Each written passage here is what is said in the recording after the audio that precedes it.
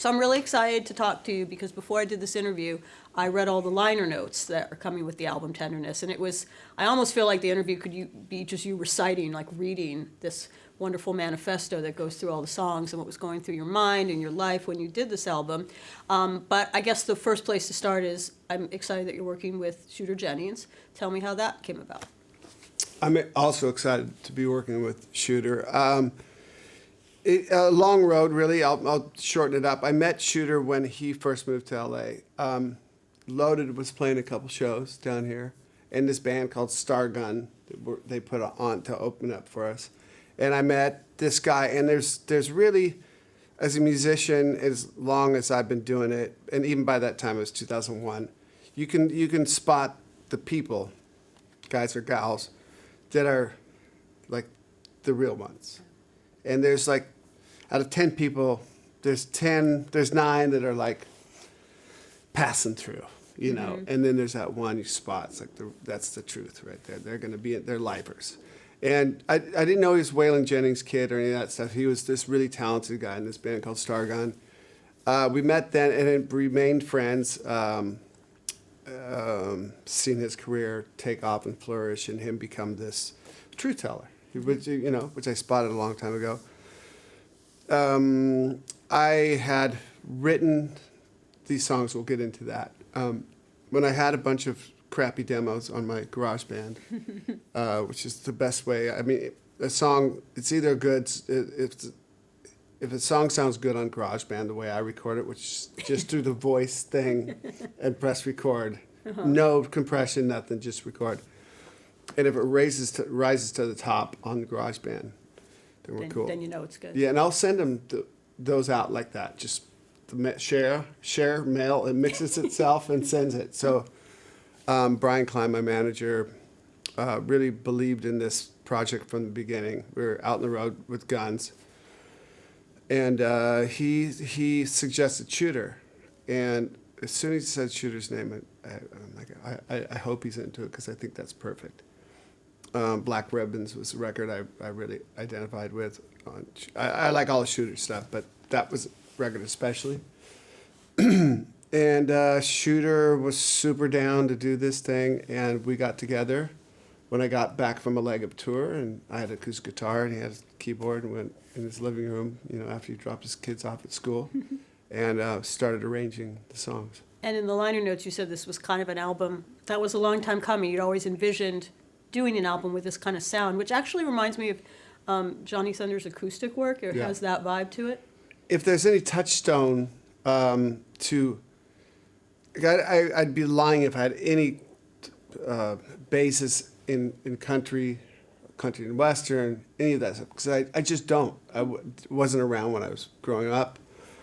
I didn't do any left turns except for Johnny Cash. Super down, but he's kind of more like Lemmy, It's not. But Mark Lanegan's first couple records, I always wanted to do, like, something even like I read Cormac McCarthy and like Ernest Hemingway, great authors, right? And when I write, I aspire to have one sentence that's close to a Cormac McCarthy sentence, And that's my benchmark. And Mark Lanegan's records are that to me. And there's a single, and it's just a 4-track demo that Greg Dooley made of Deepest Shade that I've had on my in my computer since I got it. I played on Mark's record, Imitations. We played Deepest Shade, but I had the demo. And it's like this heartbroken guy, like on the ground singing. You can really tell, and it's just a piano and a voice and like a brush and a snare, and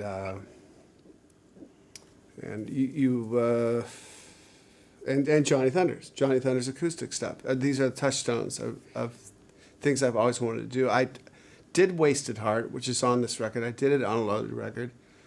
On a record I made that never came out called Beautiful Disease, I did 2 songs. One called Song for Beverly. I think I have the advance of that. Do you have the advance? Did you play South by Southwest for around that time? I might have that record. Yeah, we might with Yeah, Des Cadena was in the band from Black Flag. Paul from I interviewed you at that time. 45 in a Grave. hotel. I'm just Did you? remembering this. Yes. Wow. Yeah, I think I have that somewhere. So it's a collector's item now, I guess. It would be a collector's Better item find for sure, because I had artwork was done, everything was done, and then Geffen got bought. So I'd done all the press for the record, done everything, but there was a couple songs on that record that I have experimented in this area before, but I really want to do a whole record of this sort of like barren,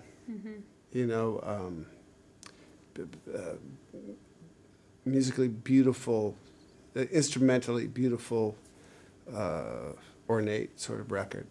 So I was mentioning the liner notes, and I have a quote from here, because it's sort of, I mean, you went into such detail, and we'll talk about it, but you said, Right. As a father, I must say and do something now, because I love my girls and my wife, and I love my country, and I feel I must be strong and use my voice now, do it while I'm able, or perhaps never get a chance again. So you really go there on this record lyrically. We can go by some certain songs I want to talk about, but like, what was compelling you to want to, make this record? I don't know if I want to call it a political record, but definitely a record of social commentary. Yes, social commentary, for sure. And that commentary is mostly positive. I put real stories in there about some pretty brutal things. Parkland and opiate, scourge in this country. And I don't just talk about, it's not just an American record. I got to go out and tour for 2.5 years. And I've done this since I was a columnist for the Seattle Weekly. I became an observationalist because I always had to write a column for the next week. So I started kind of observing situations. And I read tons of history, embarrassing amount of history. I'm sure it's not embarrassing. For 25 years. I'm a nerd. I'm a super nerd. And this tour, the 2.5 years of the GNR tour we did, were inarguably some of the most interesting times in our history. Anybody that's alive right now. I mean, in the world's history, country's history. Country and world, for sure. And I was watching, we were rehearsing for the tour. So this is January of 16. Come home from rehearsal, get up in the morning, have all the news stations on, switch back and forth. Things going there. They're starting to get panels on them. They're arguing over each other, and you switch to the other one, and it's kind of the same things going on. You switch to the other one. You're trying to get this fair and balanced, like, sort of idea. And I'm looking at Twitter, because I start following some of the people I see on there. I like what he says, I like what she says, and I'm following. So, and I go to rehearse. We rehearse for like 7 hours. And I come home, and I'm looking to see what my people said, the thing, and I'm going back to the news. And my wife's like, give it a rest, man. But then we go out on tour. We do America first, and we were all talking about it and watching the news in hotel rooms. But I was starting to get out. I always do this on tour. I get out and see stuff. And I'll do side trips. If there's often 2 days off because we were playing the big places, a huge stage. It takes 2 days to set up. So we played Minneapolis, just for example, and then Denver next. So there's 2 days. So let's go to Billings. Excuse me. Let the bus driver sleep. I'm going to go to Little Bighorn. I'm looking on maps. Where can I go? I've read about this, 3 different accounts of this story. And you get out, and I started turning off the news. News wasn't allowed on my bus. Suddenly I just let's not do that. And you go to these parks, like that park, and you start talking to rangers and other visitors that are there. Like, where's this divide they're talking about? Because I'm not feeling it.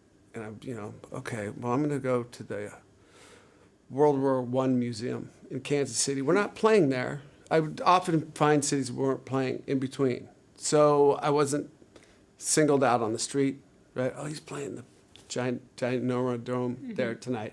I'd go to these other cities, not expecting me there.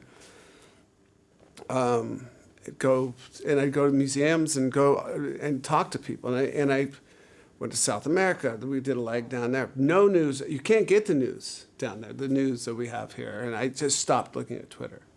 I'd post, Must have been relaxing. and I noticed the quality of my life getting much better.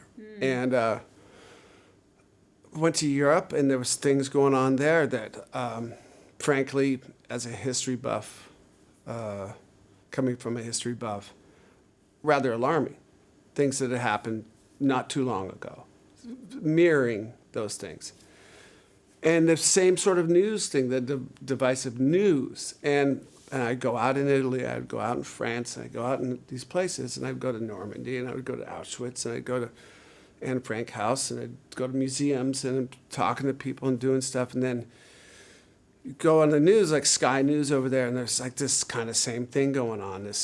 I'm like, I'm not seeing this divisiveness. Well, this far-right candidate and this person, this thing and the other thing, and Brexit's happening, all this stuff's happening. I just am really observing this, and I started to write these pieces that I thought were going to be the starting of another book, my third book, and it would be Observations. I don't know what the book would be called, but there was one night, I have acoustic guitar with me on the road always, and I had my guitar in hand. I was looking through the things I'd written, and I was playing E major, which is kind of the first chord you just go to, always on a guitar, and everybody's lying, I want some truth. And that was one of the things I'd written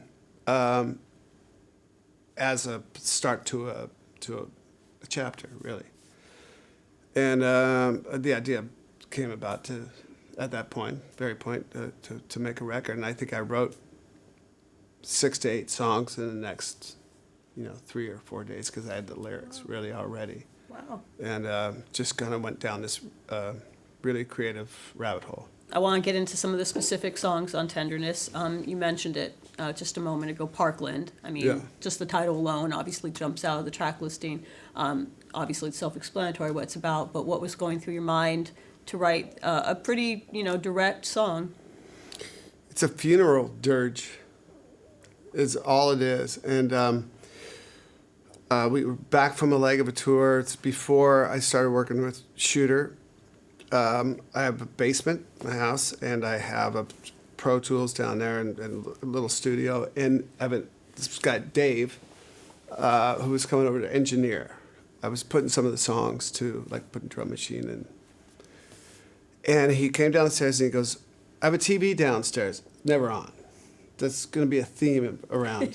I can sense the Unless theme. it's like Schitt's Creek or something,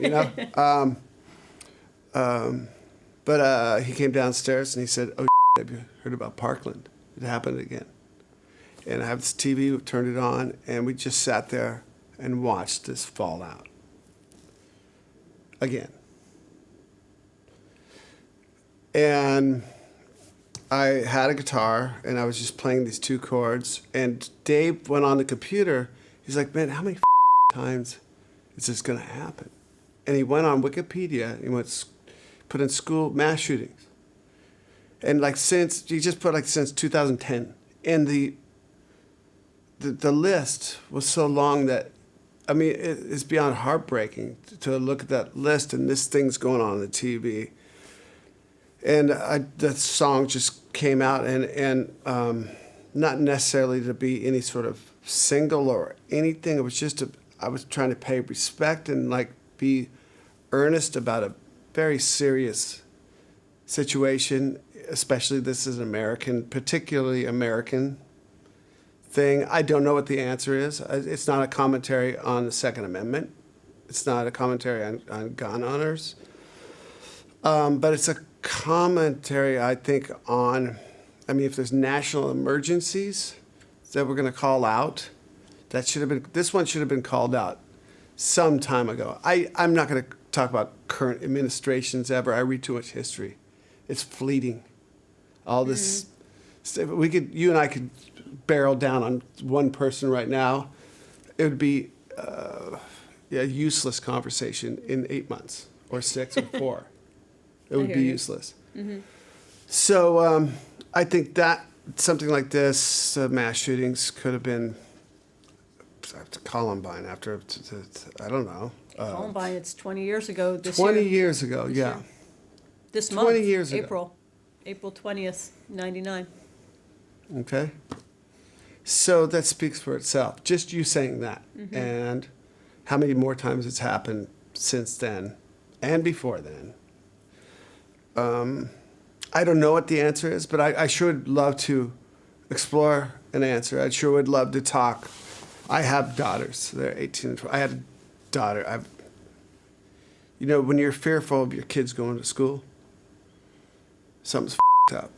You know, when you see your school got armed guards, when you walk your kids to school, we walk to school.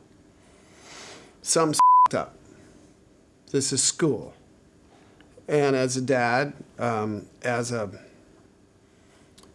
human, just a human, anybody, I don't care if you're the deepest, darkest corners of the NRA or any other, or the most progressive, whatever. Something's got to be done. I don't know what it is, but I hope with this record, I can get involved with some organizations and what minimal platform I have, do something. I really would love to.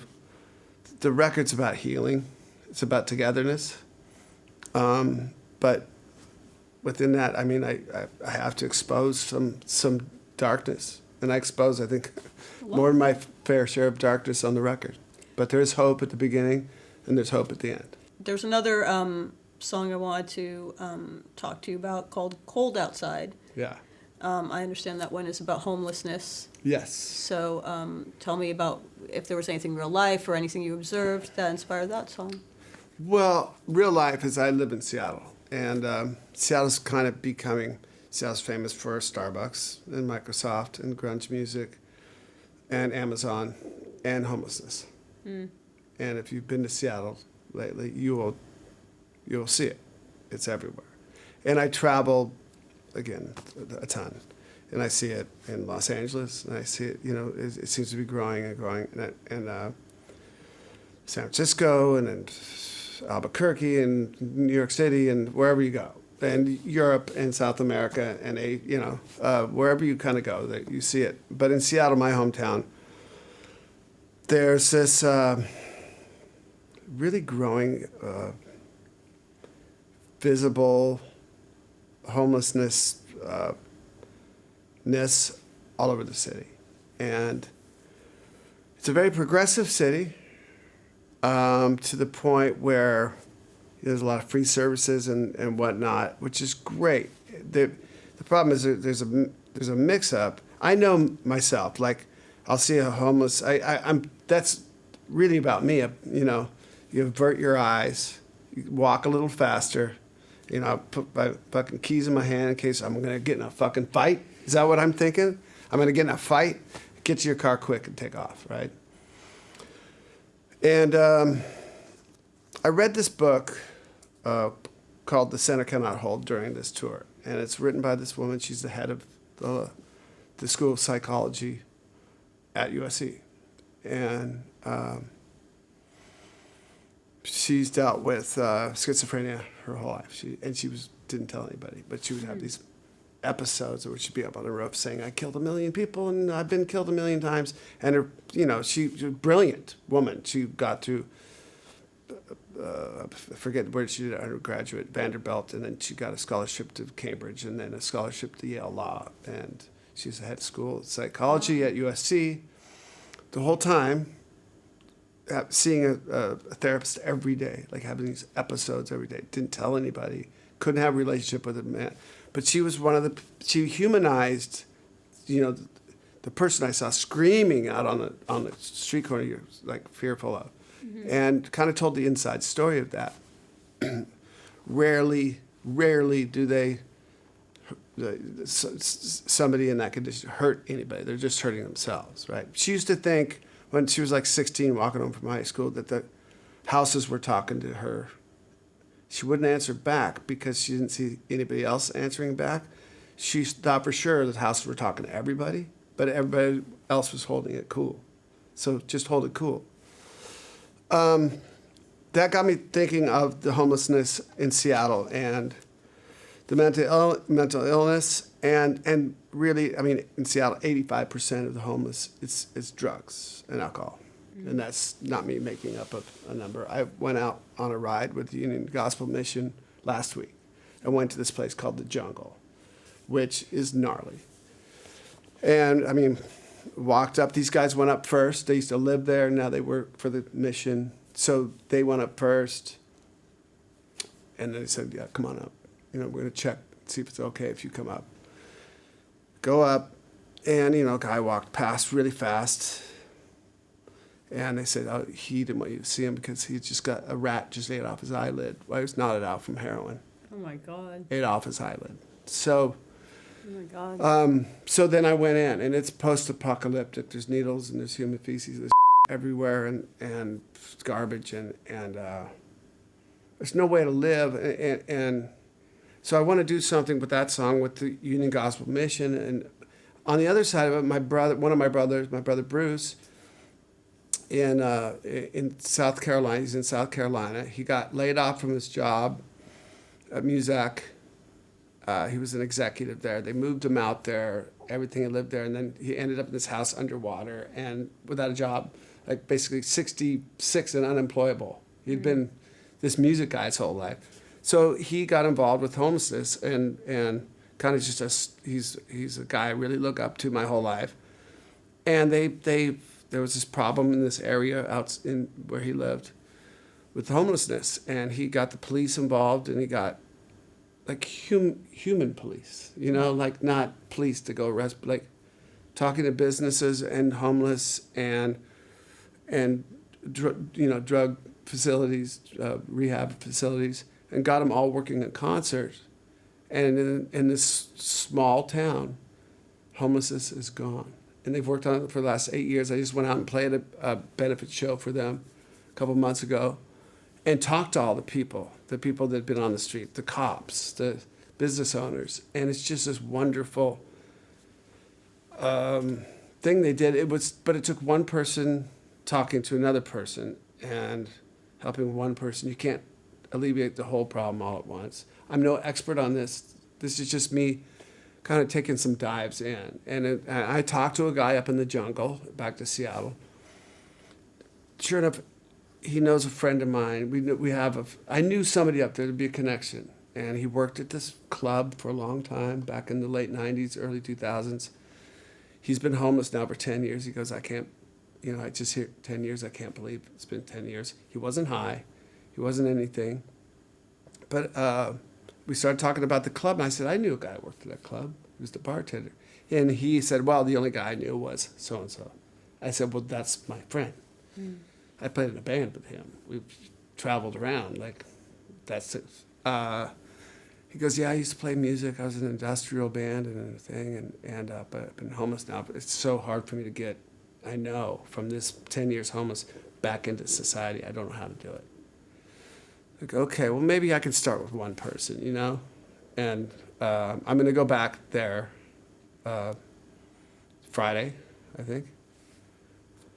And, try to make a connection. And that's what these guys at Union Gospel Mission, they're getting people out and into rehab there. And there's been some success stories. I don't think you can take care of it all at once, but I don't know, man. I think, after 9/11 here in America, I saw something extraordinary.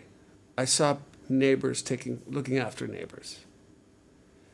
I don't think anybody asked who anybody voted for. Yeah. It was people taking care of other people. At the grocery store, everywhere you go, people were like, are you okay? Is everything cool here? Looking around, taking care of each other.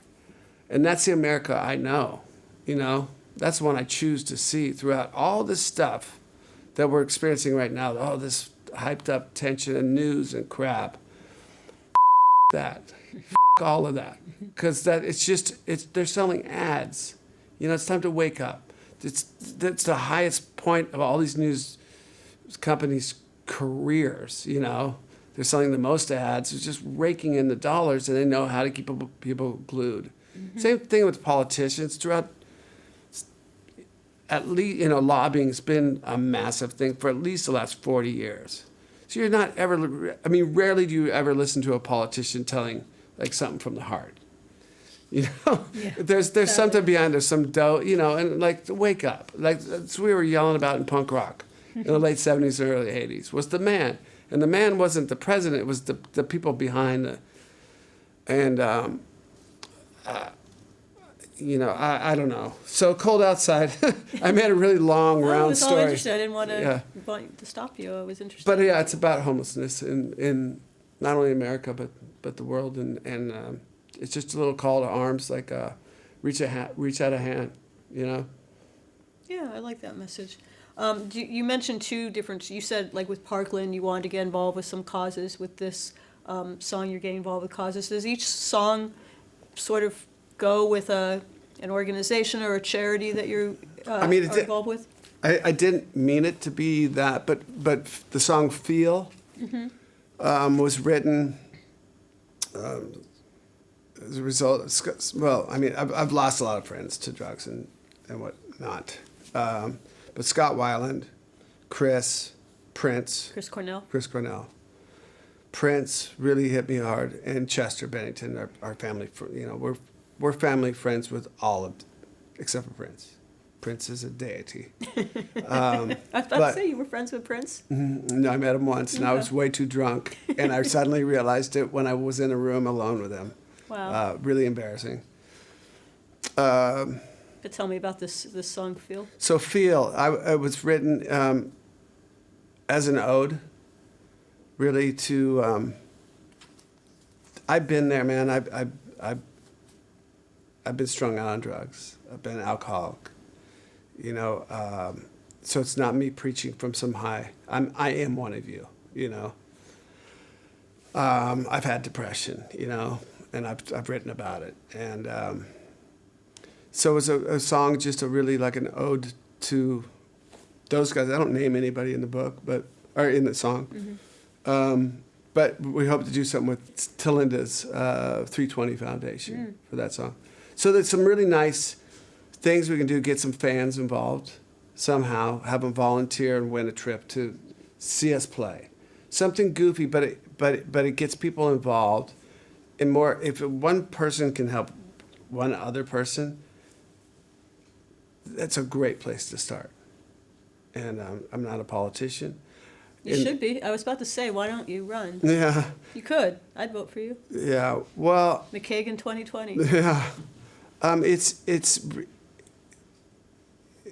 for me to be political. If I were to get political in this record and start pointing fingers, I would just be another voice, another nonsense tweet, just firing people up.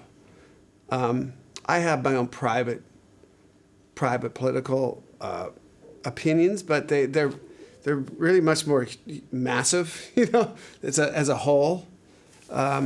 And with this Constitution, it was written, how it was written, who wrote it, the Bill of Rights, how it was written, when it was written, who wrote it. Thomas Jefferson, if you go to his memorial in D.C., it does say, hey, basically, we wrote this thing then, right? But greater generations are going to come after us.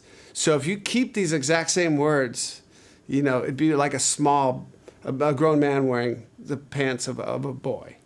You know, it's meant to be changed. Nobody even ever mentions that, you know, like. So I look at, okay, we're trying to keep to the Constitution, and some people are super serious and fired up about it, you know. Yeah. No, read the notes on the Constitution. You know, at least read them. Like, come from a place of knowledge, please. And I ask that if anybody's in a public office, come from a place of knowledge. Read some books first. Get some history about what you're talking about. Read a couple different angles of the history so you're not just quoting one book or one train of thought. There's plenty of information out there. Just got to read at night. Read at night before you go to bed. That's all you got to do. I don't know. And I don't pretend to be smarter than anybody else or anything. I got sober and started reading books, you know, and got really fascinated with history and world history and American history especially. Yeah. McKagan 2020. I want to see it happen. I don't know. I'm sort of joking, but at the same time, I could see you going into office if you wanted to. I think you obviously have the knowledge and the passion for it.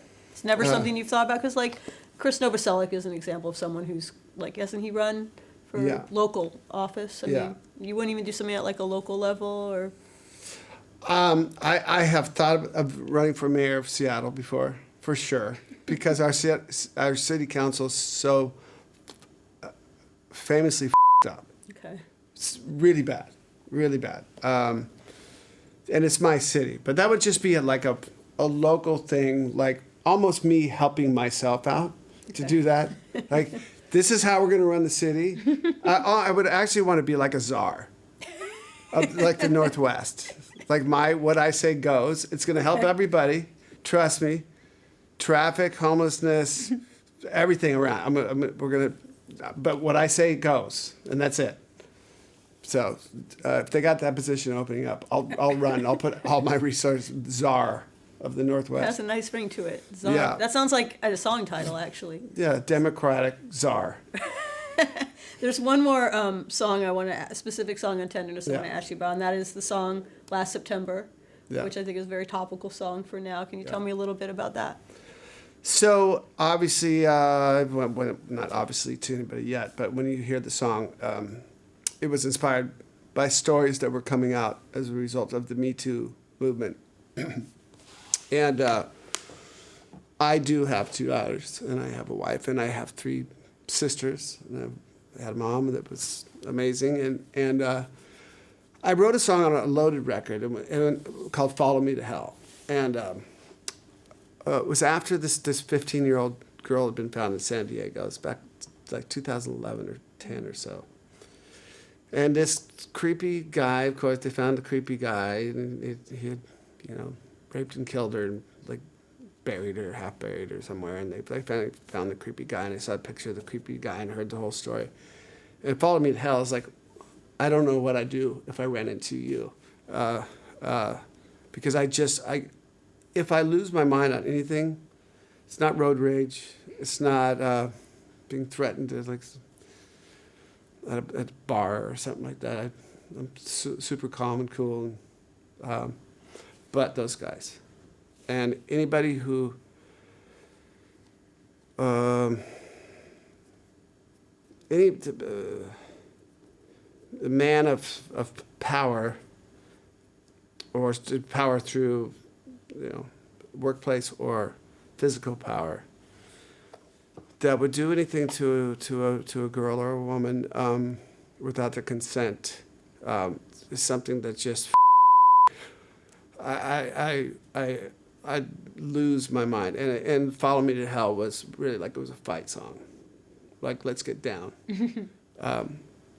But this song is a fictional story that I wrote of a girl at a workplace and a guy. And he gets busted, first thing. And it's his mama didn't raise a man. Is basically what it comes down to.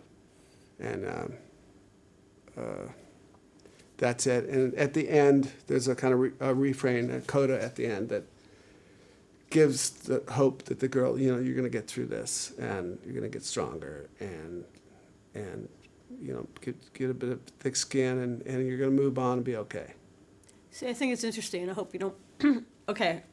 In the era that Guns N' Roses came up in, and this has been a topic of conversation when Motley Crue's The Dirt came out, it was a different era. It was. Pretty different era than the Me Too era we have now. And a lot of lyrics, not necessarily just Guns N' Roses lyrics. Like, I remember one in I Used to Love Her was the one that sort of like came under fire. One in a Million too, but I'm talking about things that have to do with women. Certainly a lot of lyrics by other bands, Motley Crue, Poison. I talked to Slash about this, actually. Like, some of those lyrics, they didn't bother me when I listened to them then. Right. I didn't think too much of them. But now I listen to them like, don't know how I feel about that. So I think it's interesting that you did a song like Last September, because maybe people wouldn't expect it from someone who came from Guns N' Roses, or came from an era that wasn't known necessarily for being always. I mean, I wrote very the lyrics egalitarian. for It's So Easy. Turn Did around, you bitch, really? You gotta use for. You wrote that? Yes, I did. But It didn't bother me at the time. Actually, also, doesn't bother there me. was a sense of humor then. Okay. That if you can't see the sense of humor in I Used to Love Her, but I had to kill her. I mean, I didn't assume that was based on a true story, Yeah. honestly. I mean, it could have been sung from a woman's point of view, too. There's just no women in our band. I used to love them, but I had to kill them. Mm-hmm. It's the same.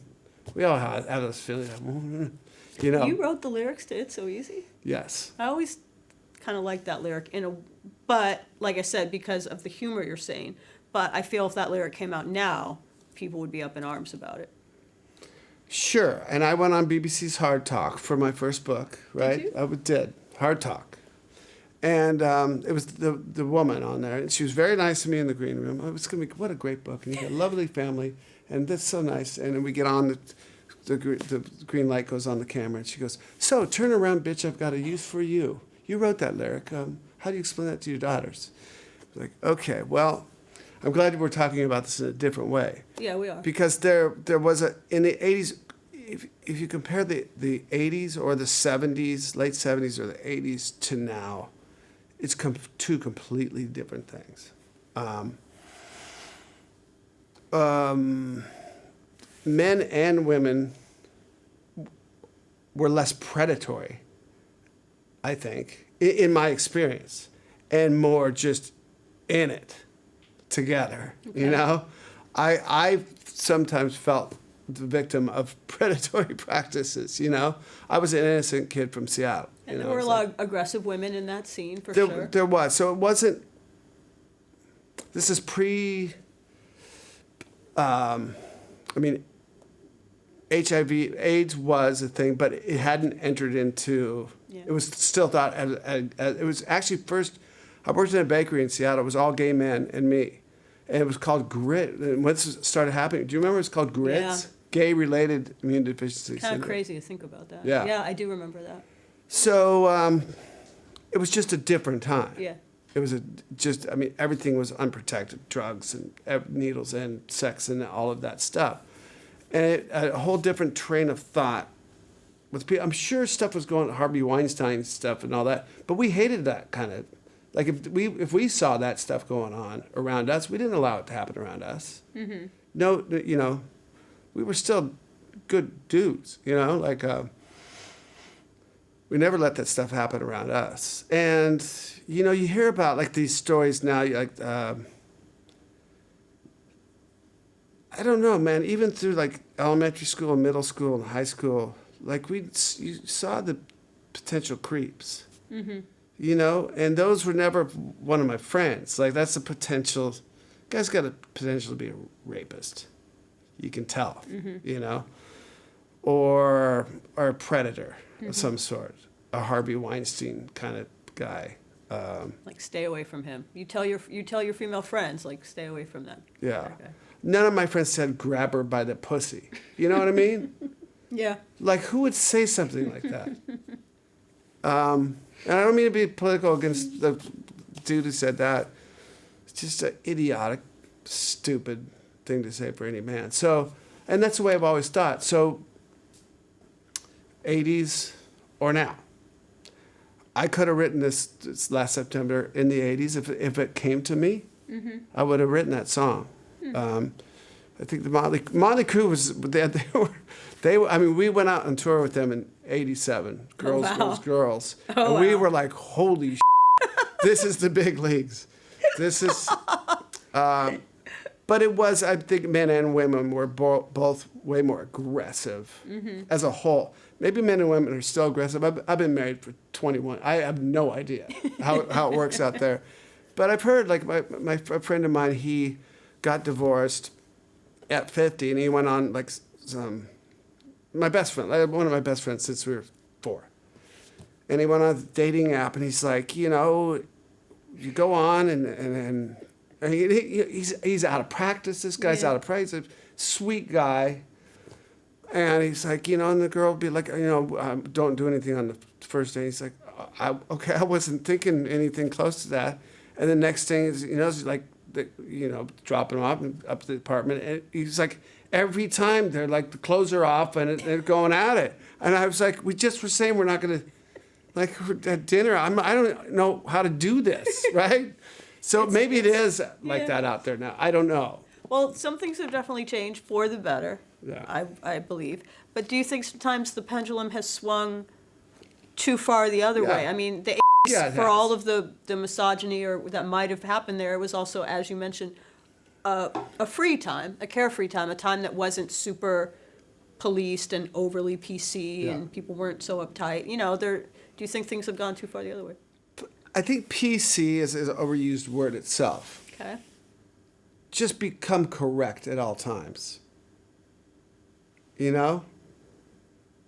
I don't remember anybody I hung out with using the N word or using a C word, or just come correct at all times.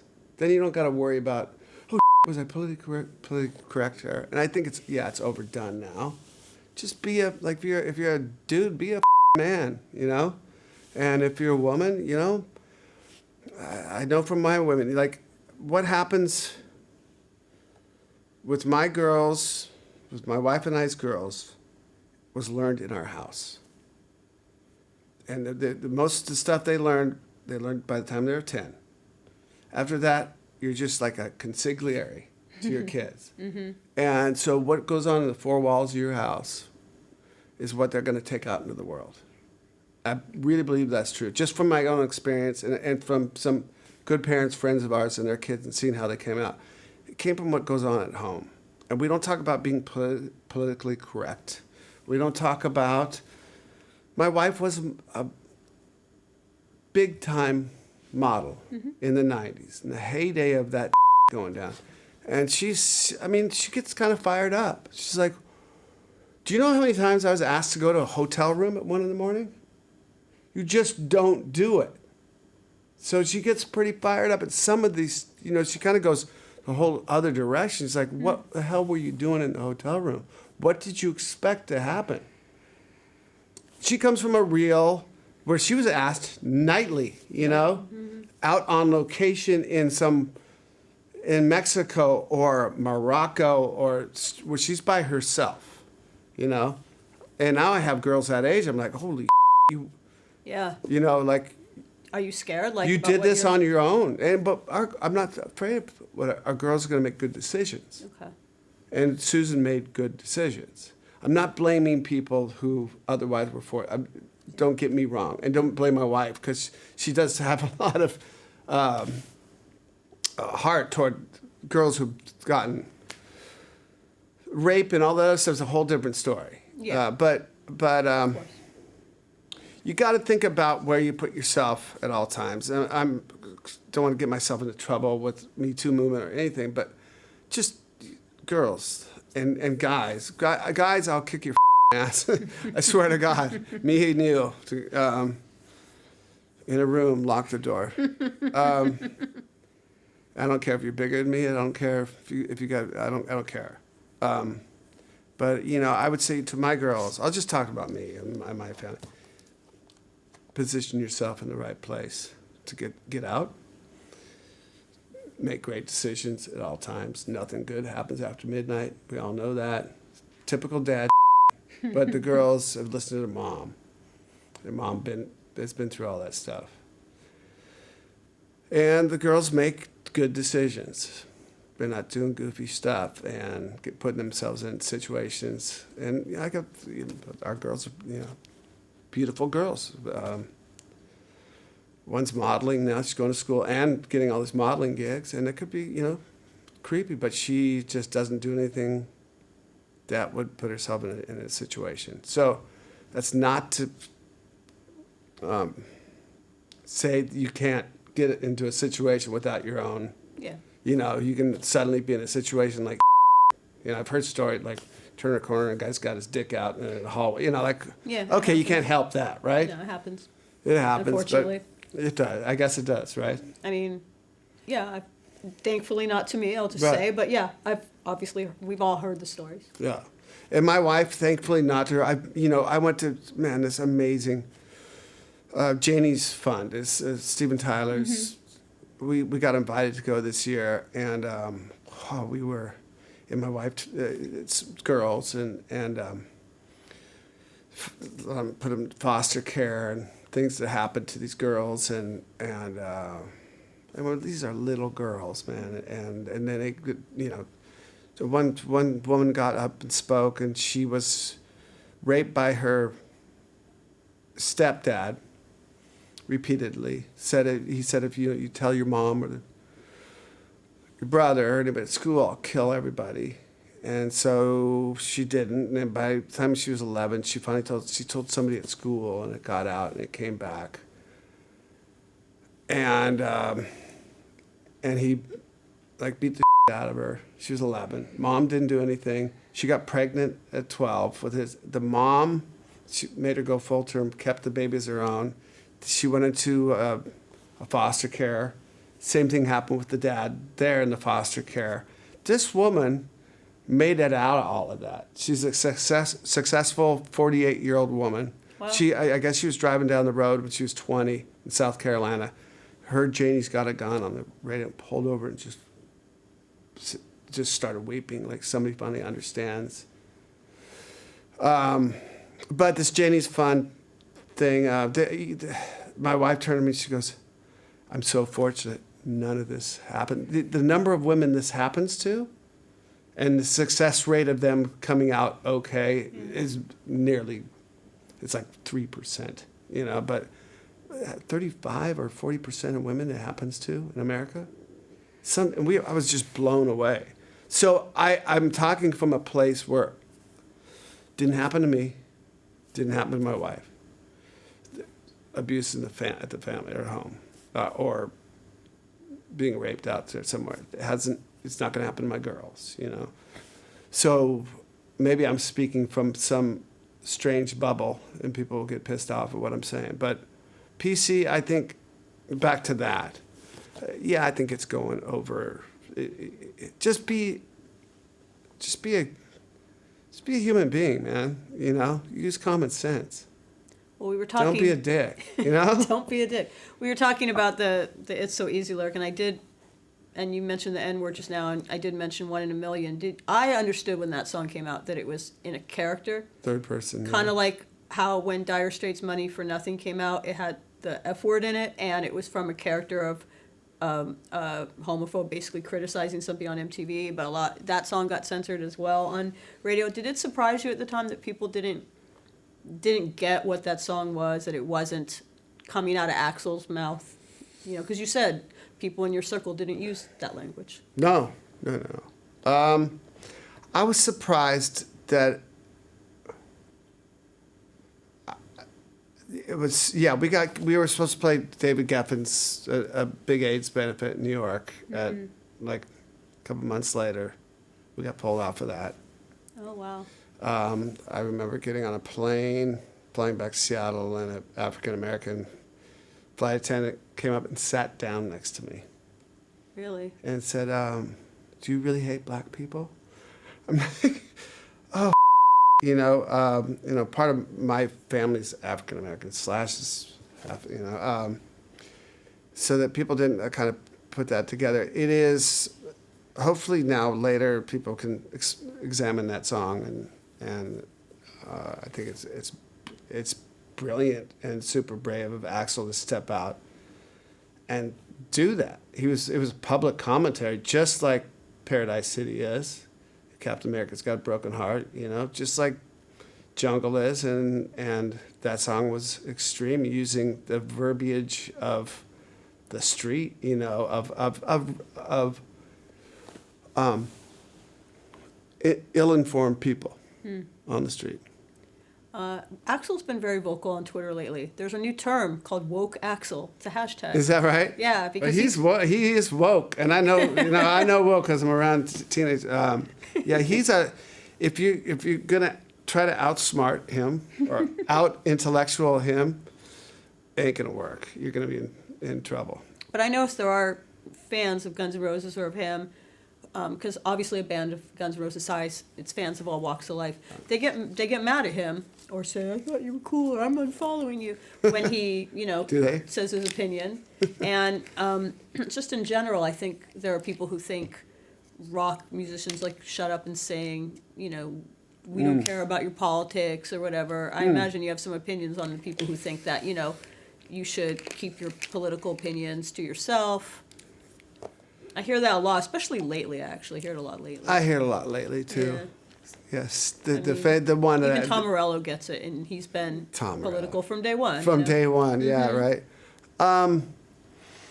The one that I kind of I zeroed in on was LeBron. It said something, LeBron James, and there was the famous "Stay in your lane" Yes. or "Shut up and play basketball." You know, it is we the people, is it not? Mm-hmm. It is freedom of speech. It is we're running this place. We're the bosses of this place. You know, so.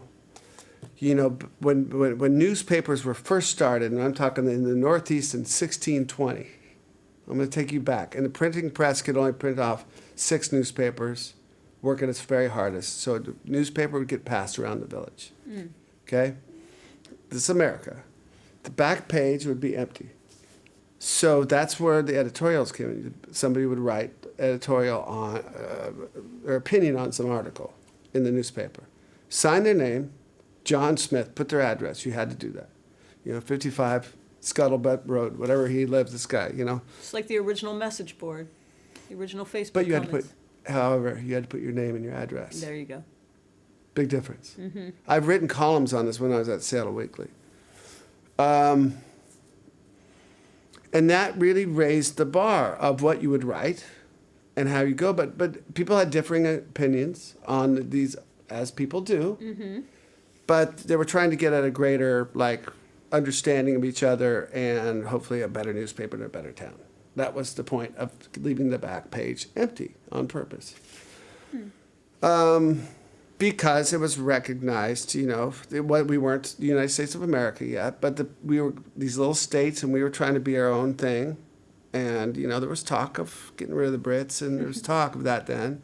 So this was the first rise up little movement.